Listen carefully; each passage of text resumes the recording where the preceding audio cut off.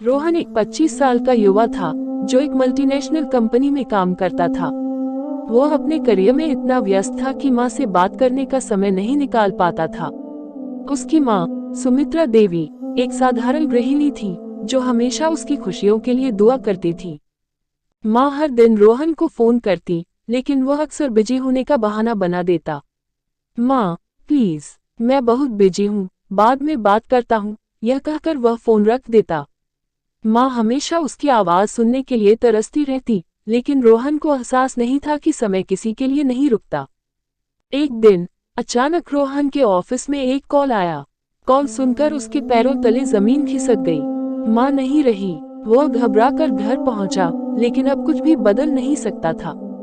घर में सन्नाटा था, बस माँ की यादें थी। जब वह माँ के कमरे में गया तो तकिए के नीचे एक चिट्ठी मिली। वह कांपते हाथों से उसे पढ़ने लगा। बेटा, मुझे पता है कि तू बहुत बिजी है, लेकिन जब कभी समय मिले तो बस एक बार मेरे पास बैठ जाना। तेरी आवाज सुनकर ही मेरा दिन बन जाता है। मैं तुझसे कुछ नहीं मांगती, बस इतना चाहती थी कि तू मुझे थोड़ी देर अपना समय दे। पर कोई बात नहीं बेटा, जब भी तुझे मेरी याद आए बस अपनी आंखें बंद कर लेना, मैं तेरे पास ही हूँ। चिट्ठी के आखिरी शब्द पढ़ते ही रोहन की आंखों से आंसू छलक पड़े। उसे एहसास हुआ कि उसने माँ की मौजूदगी की कदर नहीं की और अब वह उसे कभी वापस नहीं ला सकता।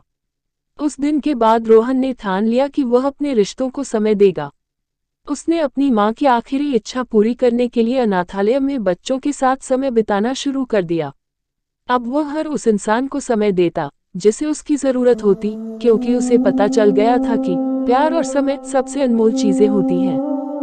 हमारे चैनल को सब्सक्राइब कीजिए और लाइक ज़रूर करना। Thank you, bye bye.